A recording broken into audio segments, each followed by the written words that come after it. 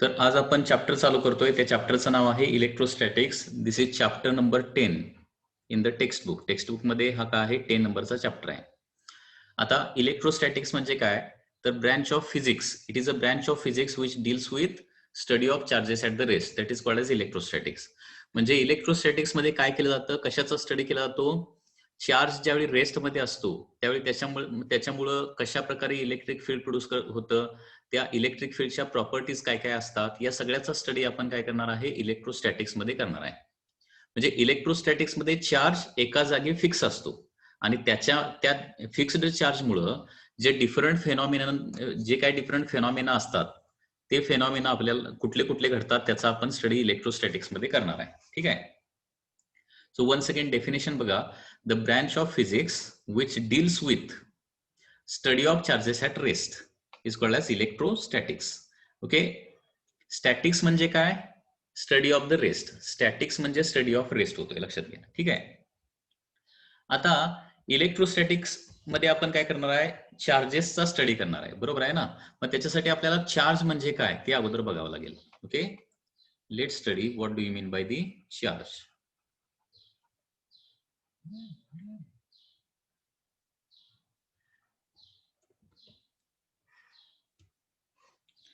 Okay. आता charge म्हणजे काय, चार्ज ही एक फंडामेंटल प्रॉपर्टी ऑफ मॅटर आहे. ओके. चार्ज काय आहे, charge is a fundamental property of matter due to which it can exert force of attraction और repulsion on the other charged body. Okay. Charge काय आहे, fundamental property आहे की ज्याच्यामुळे काय होतं, दुसऱ्या चार्ज्ड बॉडीवर काय होतो, फोर्स ऑफ अट्रॅक्शन किंवा फोर्स ऑफ रिपल्शन क्रिएट होतो. Okay. It is the property of matter that produces and experience electric and magnetic field. याची डेफिनेशन असे पण आपण लिहू शकतो. It is fundamental property of matter. Fundamental property of matter. म्हणजे matter म्हणलं की चार्ज हा त्या मॅटरमध्ये असणारच आहे, लक्षात घ्या. आणि तो फंडामेंटल एलिमेंट आहे मॅटरचा. म्हणजे विदाउट चार्ज मॅटर असूच शकत नाही. प्रत्येक मॅटरमध्ये काय असणार आहे, चार्ज असणारच आहे. मग ते चार्ज कुठल्या स्वरूपात असतो, इलेक्ट्रॉनच्या स्वरूपात असणार आहे किंवा प्रोटॉनच्या स्वरूपात चार्ज जनरली असतो. So it is the fundamental property of matter that produces and experiences that produces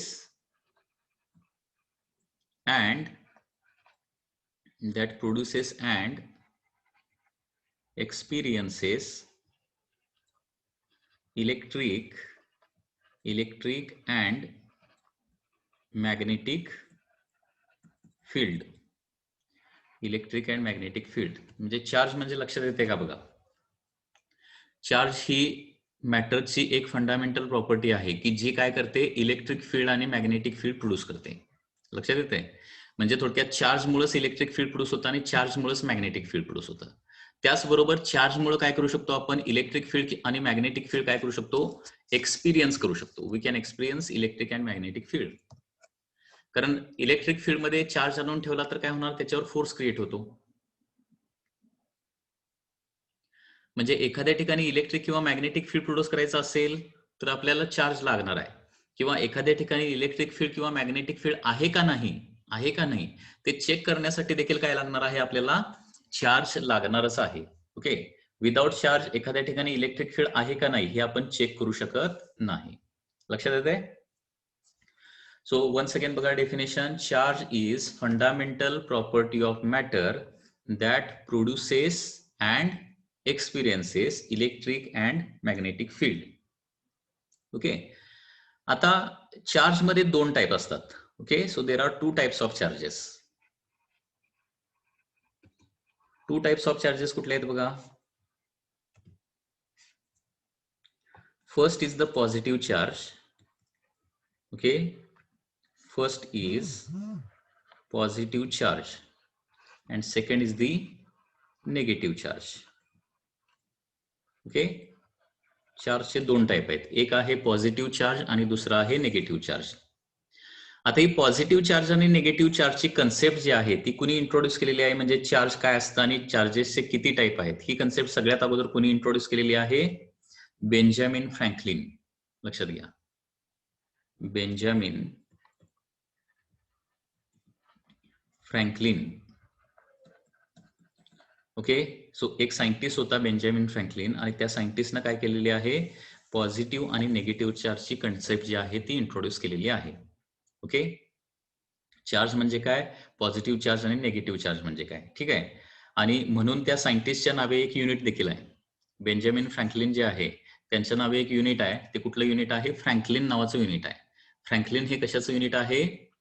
चार्जचं CGS system मधलं युनिट आहे. लक्षात घ्या, मी काय सांगतोय, चार्जचं सीजीएस सिस्टम मध्ये युनिट काय आहे? फ्रँकलिन. त्या सायंटिस्टच्या नावे दिलेलं आहे कारण चार्जचा जो सगळ्यात जास्त स्टडी, म्हणजे चार्जची सगळ्यात अगोदर स्टडी चार्जचा कोणी केलेला आहे? बेंजामिन फ्रँकलिन या सायंटिस्टनं केलेला आहे. ठीक आहे, पुन्हा एकदा बघा, इलेक्ट्रोस्टॅटिक्स म्हणजे काय? The branch of physics which deals with study of charges at the rest, that is called as electrostatics. Charge म्हणजे नेमकं काय असतं? चार्ज हे प्रत्येक मॅटरमध्ये असतंच, आणि म्हणून काय म्हटलेलं आहे, त्याला फंडामेंटल प्रॉपर्टी म्हटलंय. Charge he fundamental property of matter आहे की जी काय करते, इलेक्ट्रिक फील्ड आणि मॅग्नेटिक फील्ड प्रोड्यूस पण करते आणि त्याचबरोबर एक्सपिरियन्स पण करते. ओके, चार्जेसचा सगळ्यात अगोदर स्टडी कुणी केलेला आहे? Benjamin Franklin. आणि बेंजामिन फ्रँकलिन नुसार चार्जेसचे दोन टाईप आहेत. ओके, एक आहे पॉझिटिव्ह चार्ज आणि दुसरा आहे negative charge. Okay, so according to Benjamin Franklin there are two types of charges, positive charge and negative charge. Okay, आता पॉझिटिव्ह चार्ज कुठला म्हटलेला आहे आणि निगेटिव्ह चार्ज कुठला म्हटलेला आहे? तर इलेक्ट्रॉनवर जो चार्ज असतो त्याला काय म्हटलेला आहे? निगेटिव्ह चार्ज म्हटलेला आहे. अँड प्रोटॉनवर जो चार्ज असतो त्याला काय म्हटलेला आहे? पॉझिटिव्ह चार्ज असं म्हटलं आहे. Okay, so charge on proton is positive charge.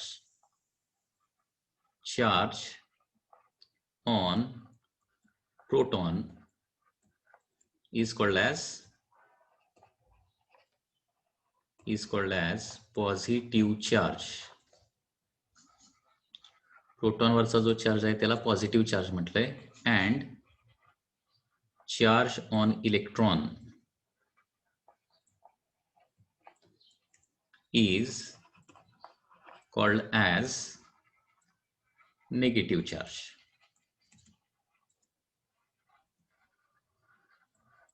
Proton वरच्या चार्जला पॉझिटिव्ह चार्ज असं म्हटलं जातं आणि इलेक्ट्रॉन वरच्या चार्जला काय म्हटलं जातं? Negative charge. आता चार्ज ही काय आहे? एक फिजिकल क्वांटिटी आहे. लक्षात घ्या, चार्ज काय आहे? Physical quantity. आणि प्रत्येक फिजिकल क्वांटिटी एकतर स्केलर असते, वेक्टर असते किंवा टेन्सर असते. तर चार्ज कुठल्या टाईपची क्वांटिटी आहे? तर charge is a scalar quantity. Okay, charge काय आहे? Charge is scalar quantity. Charge ही एक स्केलर क्वांटिटी आहे, म्हणजे याला डायरेक्शनची गरज नसते. लक्षात घ्या, म्हणजे चार्ज काय होतो, त्याच्या मॅग्निट्यूडनं काय होतो, कम्प्लिटली डिफाईन होतो. Okay, charge is a scalar quantity. त्याचबरोबर या चार्जेसमध्ये फोर्स कसा असतो, तर पॉझिटिव्ह मध्ये काय असणार आहे? रिपल्सिव्ह फोर्स असणार. निगेटिव्ह मध्ये काय असणार आहे? रिपल्सिव्ह फोर्स असणार आहे. आणि पॉझिटिव्ह निगेटिव्ह मध्ये काय असणार आहे? अट्रॅक्टिव्ह. म्हणजे थोडक्यात आपण असं म्हणू शकतो, सिमिलर चार्जेस मध्ये काय असणार आहे? रिपल्शन असणार. पॉझिटिव्ह निगेटिव्ह मध्ये काय असणार? रिपल्शन असणार. आणि डिसिमिलर चार्जेस मध्ये काय असणार आहे? अट्रॅक्शन असणार आहे.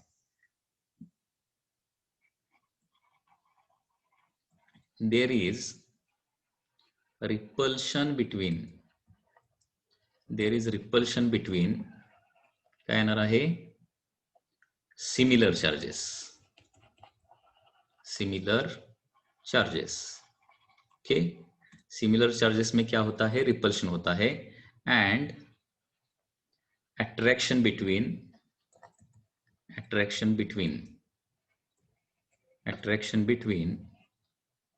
dissimilar charges. Okay, similar charges मध्ये रिपल्शन असतं आणि डिसिमिलर चार्जेस मध्ये काय असतं? अट्रॅक्शन असतं. आता या चार्जचं एसआय युनिट काय आहे ते पण आपण बघूया. SI unit of the charge आणि CGS unit of the charge कारण चार्ज आपल्याला मेजर करायचा आहे ना, तर मेजरमेंट करण्यासाठी त्याला युनिट द्यावं लागेल. तर एसआय युनिट ऑफ चार्ज काय बघा, SI unit of charge is coulomb. Okay, so coulomb हा जो सायंटिस्ट आहे, great scientist coulomb. Okay, coulomb या सायंटिस्टनं काय केलेलं आहे, दोन चार्जेस मध्ये फोर्स किती असतो हे सांगितलेलं आहे. आणि भरपूर स्टडी करून दोन चार्जेस मधल्या फोर्सचा फॉर्म्युला कुलोम या सायंटिस्टनं दिलेला आहे. आणि म्हणून कुलोम यांच्या नावे काय दिलेलं आहे, चार्जचं युनिट देण्यात आलेलं आहे. So SI unit of charge काय असणार आहे, कुलोम असणार आहे. Okay, which is denoted by capital C. Okay, कुलोमला कॅपिटल सी ना आपण डिनोट करतो. आणि सीजीएस युनिट देखील आहे, चार्जचे सीजीएस युनिट्स देखील आहेत. ठीक आहे, चार्जचे सीजीएस युनिट काय आहे, तर फ्रँकलिन हे त्याचं सीजीएस युनिट आहे, Franklin. Okay, CGS unit of the charge is Franklin. आणि कुलोम आणि फ्रँकलिन मध्ये रिलेशन कसं आहे, तर वन फ्रँकलिन, फ्रँकलिनला 1 ESU असे म्हटलं जातं, 1 ESU. ESU म्हणजे काय, इलेक्ट्रोस्टॅटिक युनिट असं म्हटलं जातं. Okay, electrostatic unit. आणि 1 फ्रँकलिन किंवा 1 ESU म्हणजे किती असतं, 1/3 × 10⁹ कुलोम असतं, 1/3 × 10⁹ कुलोम. इथपर्यंतचा जो आपण पार्ट स्टडी केलेला आहे तो खूपच इझी आहे, फक्त डिस्क्रिप्टिव्ह पार्ट आहे. सगळ्यांना लक्षात आला का, याच्यामध्ये कुणाला काय डाऊट असेल तर विचारा. एनी डाऊट अप टू दिस? दोन टाईपचे चार्जेस असतात, एक असतो पॉझिटिव्ह चार्ज आणि दुसरा असतो निगेटिव्ह चार्ज. ओके, प्रोटॉनवरचा जो चार्ज आहे त्याला पॉझिटिव्ह चार्ज म्हटलेला आहे आणि इलेक्ट्रॉनवरचा जो चार्ज आहे त्याला निगेटिव्ह चार्ज असं म्हटलेलं आहे. चार्ज स्केलर क्वांटिटी आहे का वेक्टर क्वांटिटी आहे, तर चार्ज ही कम्प्लिटली स्केलर क्वांटिटी आहे. ओके, त्याचबरोबर सिमिलर चार्जेस मध्ये काय असतं, रिपल्शन असतं, म्हणजे पॉझिटिव्ह आणि पॉझिटिव्ह एकमेकाला रिपेल करतात. सिमिलरली निगेटिव्ह आणि निगेटिव्ह देखील काय करतात, एकमेकाला रिपेल करतात. म्हणजे सिमिलर चार्जेस मध्ये काय असतं, रिपल्शन असतं. आणि डिसिमिलर चार्जेस मध्ये काय असतं, अट्रॅक्शन असतं. म्हणजे पॉझिटिव्ह आणि निगेटिव्ह मध्ये attraction. SI unit of charge काय असणार आहे, कुलोम. जसं एसआय युनिट आहे तसं याला सीजीएस युनिट देखील आहे. आणि हे सीजीएस युनिट काय आहे, फ्रँकलिन आहे, फ्रँकलिन. त्याला ESU असं म्हटलं जातं, ESU.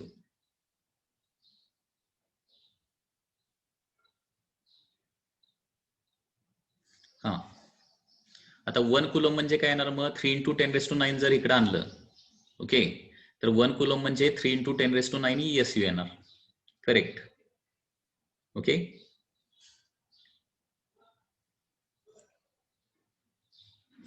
ठीक आहे.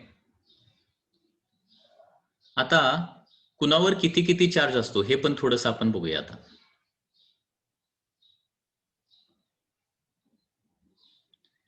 कुठल्या पार्टिकलवर किती किती चार्ज असतो हे देखील आपल्याला बघावं लागेल. ओके, आता for example electron, charge on electron, charge on electron किती असतो माहिती आहे तुम्हाला, माहिती असेल तर सांगा. चार्ज ऑन इलेक्ट्रॉन, ओके, इलेक्ट्रॉनवरचा चार्ज निगेटिव्ह असतो, -1.6 × 10⁻⁻19 कुलोम. हे तुम्हाला नंबर लक्षातच ठेवावा लागेल. ठीक आहे, इलेक्ट्रॉनवरचा चार्ज किती असतो, -1.6 × 10⁻⁻19 कुलोम असतो. ठीक आहे, तसं चार्ज ऑन प्रोटॉन किती असतो, चार्ज ऑन प्रोटॉन. आता प्रत्येक वेळी -1.6 × 10⁻⁻19 लिहिण्याऐवजी काही वेळेला काय लिहिलं जातं, -E असं लिहिलं जातं, -E ची व्हॅल्यू किती, 1.6 × 10⁻⁻19 कुलोम असं पण लिहिलं जातं. तसं चार्ज ऑन प्रोटॉन किती असतो, +1.6 × 10⁻⁻19 कुलोम, म्हणजे +E लिहिलं जातं, +E. ठीक आहे, similarly charge on alpha particle किती असतं बघा, charge on alpha particle. Okay, alpha पार्टिकलवर चार्ज असतो +3.2 × 10⁻⁻19 कुलोम, म्हणजे +2E एवढा चार्ज असतो.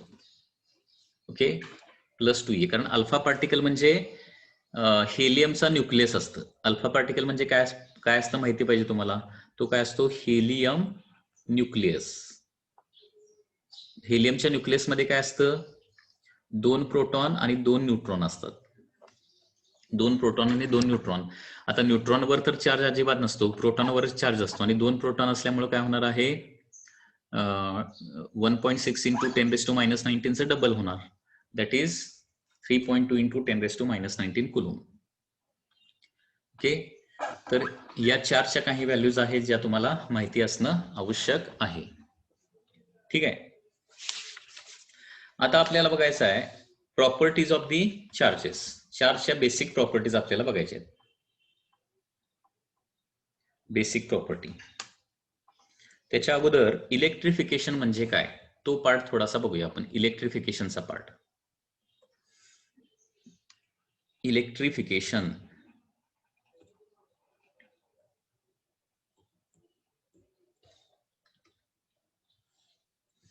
प्रॉपर्टीज ऑफ चार्ज बघण्याच्या अगोदर इलेक्ट्रिफिकेशन आपल्याला बघायला पाहिजे. आता इलेक्ट्रिफिकेशन म्हणजे काय असतं बघा. The process of, okay, the process of producing charge. The process of producing charge on a body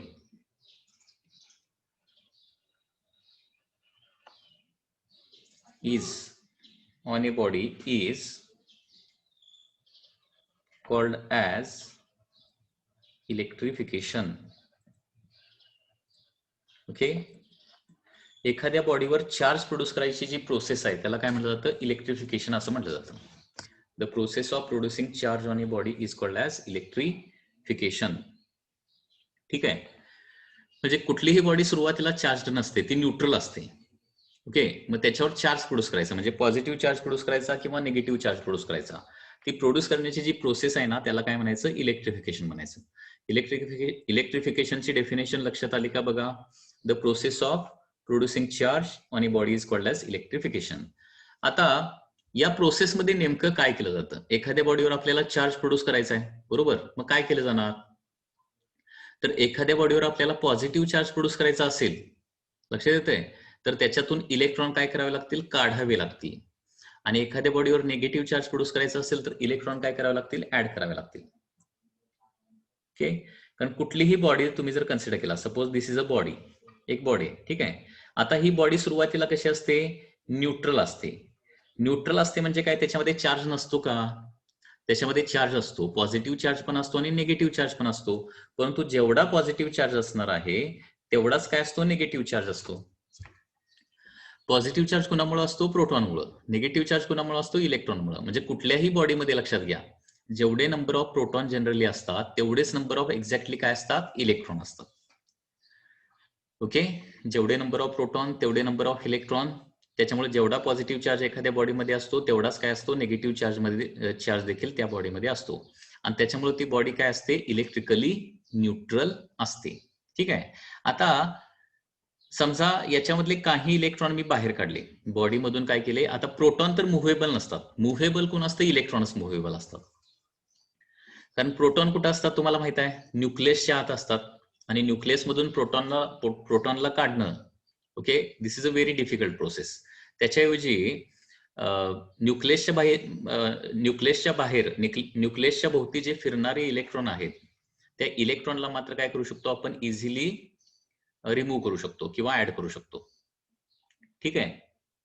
तर एखाद्या बॉडीमधले इलेक्ट्रॉन काढले तर काय होणार, पॉझिटिव्ह चार्ज आणि निगेटिव्ह चार्ज म्हणजे प्रोटॉन आणि इलेक्ट्रॉनची संख्या काय होणार, इनबॅलन्स होणार. म्हणजे फॉर एक्झाम्पल हे बघा, for example suppose he body सुरुवातीला न्यूट्रल आहे.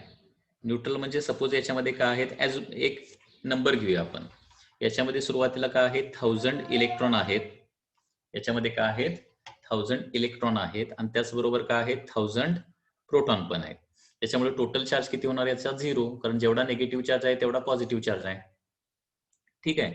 याच्यातले समजा मी काय केले, 5 इलेक्ट्रॉन्स बाहेर काढले, 5 इलेक्ट्रॉन बाहेर काढले, तर किती इलेक्ट्रॉन राहणार इथं, 595 इलेक्ट्रॉन राहणार आणि 1000 प्रोटॉन राहणार.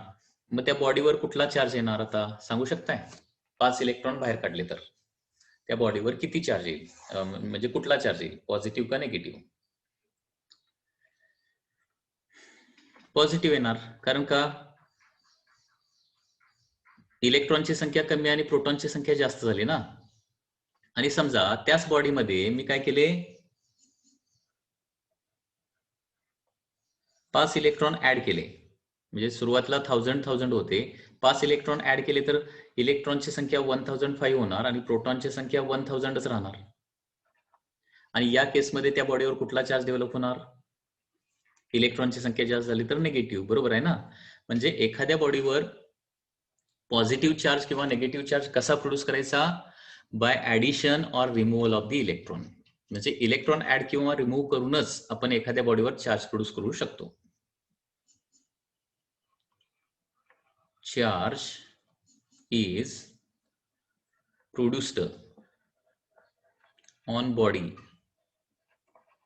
by either addition or removal of electrons. Okay, इलेक्ट्रॉनचं ऍडिशन किंवा रिमूव्हल करून आपण काय करू शकतो? बॉडीवर चार्ज प्रोड्यूस करू शकतो. म्हणजे for example when electrons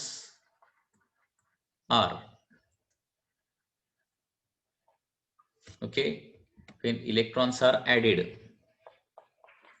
to a body, काय होणार सांगा? कुठला चार्ज डेव्हलप होणार? इलेक्ट्रॉन्स ऍड केल्यानंतर बॉडीमध्ये इलेक्ट्रॉन ऍड केले तर कुठला चार्ज डेव्हलप होणार? Negative, correct. ठीक आहे. आणि जर इलेक्ट्रॉन्स रिमूव्ह केले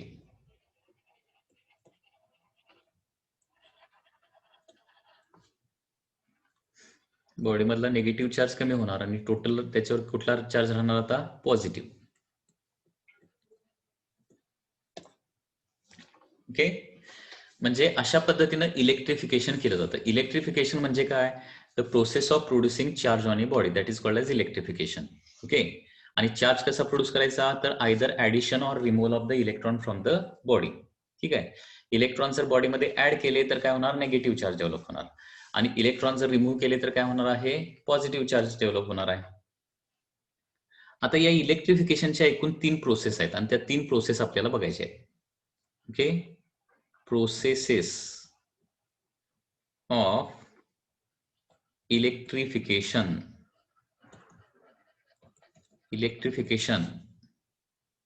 च्या प्रोसेसेस बघायच्या आहेत आपल्याला. प्रोसेसेस ऑफ इलेक्ट्रिफिकेशन, त्याच्यामध्ये फर्स्ट आहे friction. Okay, so by friction we can produce charge on a body. म्हणजे फ्रिक्शन करून आपण काय करू शकतो? बॉडीमध्ये इलेक्ट्रॉन ऍड किंवा रिमूव्ह करू शकतो. ठीक आहे. आता फ्रिक्शनच्या साहाय्याने इलेक्ट्रिफिकेशन कसं करू शकतो? तर एक बॉडी दुसऱ्या बॉडीवर काय करायची? रब करायची. एक बॉडी काय करायची? दुसऱ्या बॉडीवर रब करायची, घासायची. आणि घासल्यानंतर काय होतं? एका बॉडीमधून दुसऱ्या बॉडीमध्ये काय होतात? काही इलेक्ट्रॉन ट्रान्सफर होतं. ठीक आहे. आता या प्रोसेसमध्ये मग जरा तुम्ही मला सांगा, 2 बॉडी घासल्या, एका बॉडीमधून दुसऱ्या बॉडीमध्ये इलेक्ट्रॉन गेले. म्हणजे example, suppose this is the first body and this is the second body. या 2 बॉडीचं मी रबिंग केलं. ठीक आहे, 2 बॉडीचं रबिंग केलं. This is body A, this is body B. आणि रबिंग केल्यानंतर काही इलेक्ट्रॉन बॉडी ए मधून बॉडी बी मध्ये गेले. म्हणजे रबिंग करण्याच्या अगोदर दोन्ही बॉडी कशा आहेत? न्यूट्रल आहेत. आणि रबिंग केल्यानंतर काय झाले? काही इलेक्ट्रॉन बॉडी ए मधून बॉडी बी मध्ये गेले. तर कुठली बॉडी पॉझिटिव्हली चार्ज आणि कुठली निगेटिव्हली चार्ज होणार सांगा बघूया जरा. ए मधून बी मध्ये काही इलेक्ट्रॉन ट्रान्सफर झाले, तर कुठली पॉझिटिव्हली चार्ज होणार आणि कुठली निगेटिव्हली चार्ज होणार?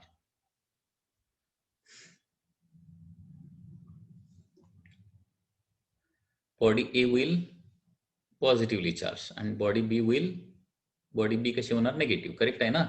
कारण ए मधून बी मध्ये इलेक्ट्रॉन गेले तर इलेक्ट्रॉन ज्याच्यामधून बाहेर निघतात, सांगितलंय बघा, इलेक्ट्रॉन ज्याच्यामधून बाहेर निघतात त्याच्यावर काय होतो, पॉझिटिव्ह चार्ज तयार होतो, आणि ज्याच्यामध्ये इलेक्ट्रॉन ऍड होतात त्याला काय, त्याच्यावर काय होतो, निगेटिव्ह चार्ज होतो. याला काय म्हणायचं, इलेक्ट्रिफिकेशन बाय फ्रिक्शन म्हणायचं. ओके, लक्षात आलं मी काय सांगतोय, याला इलेक्ट्रिफिकेशन बाय फ्रिक्शन. याच्यामध्ये काय लिहिणार बघा, फेन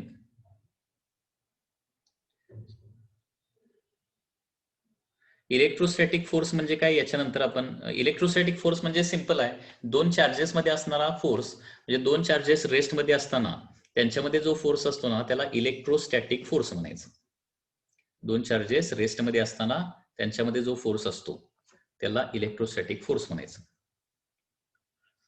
when one body is rubbed with,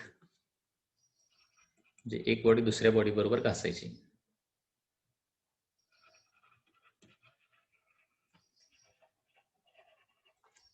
then one body काय होणार आहे, become positive charged,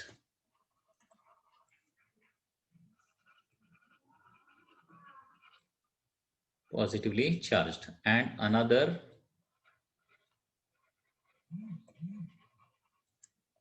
become negatively charged.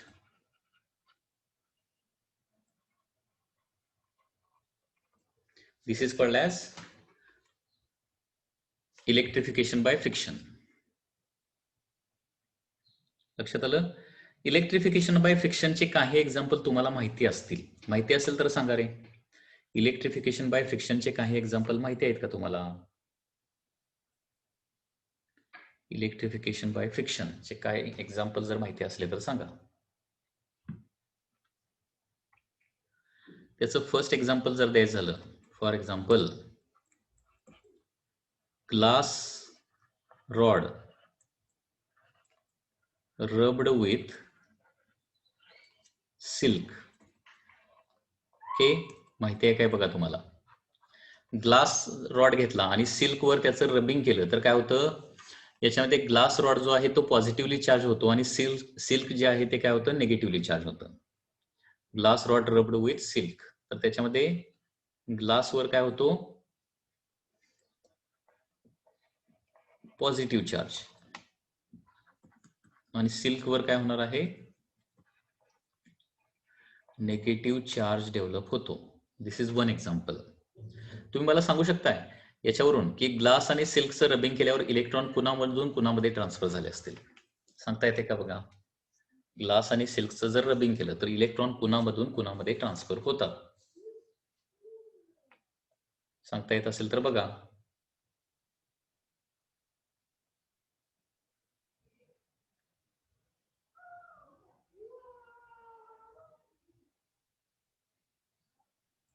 कारण ग्लास आणि सिल्कचं रबिंग केल्यानंतर ग्लासवर काय झालंय, पॉझिटिव्ह, आणि सिल्कवर निगेटिव्ह झालाय.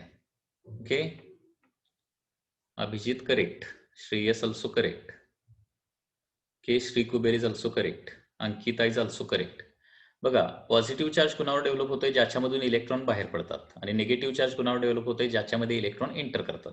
त्याच्यामुळे ग्लास आणि सिल्कचं रबिंग केल्यानंतर ग्लास पॉझिटिव्हली चार्ज होत असेल तर ग्लासमधून सिल्कमध्ये इलेक्ट्रॉन जात असणार आहेत. ओके, दुसरं एक एक्झाम्पल सांगतो. दुसरे एक्झाम्पल काय आहे, ebonite rod rubbed with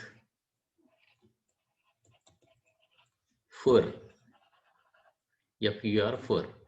ebonite rod म्हणजे, इबोनाइट हा प्लास्टिकचा एक प्रकार आहे, लक्षात घ्या. इबोनाइट का आहे, प्लास्टिक आहे, एक प्रकारचं प्लास्टिक, आणि ते आपण काय केलं, फर बरोबर रबिंग केलं. फर म्हणजे जनरली प्राण्यांचे केस, प्राण्यांचे मऊ केस असं त्याला म्हटलं जातं. सो इबोनाइट आणि फर, इबोनाइटला फर मधून आपण घासला तर काय होतं, याच्यामध्ये ebonite become negatively charged, negatively charged, and this fur become positive charge. Okay, आणखी एक एक्झाम्पल याच्यामध्ये देता येईल. Comb rubbed with hairs. बघा, कंगव्याच्या साइन आपण केस विंचरतो बरोबर, तर कॉम्ब आपल्या हेअर मधून फिरवला तर याच्यामध्ये काय होतं, कॉम्बवर निगेटिव्ह चार्ज येतो आणि केसावर पॉझिटिव्ह चार्ज येतो. Okay, comb become negative charged and hairs become positive charged.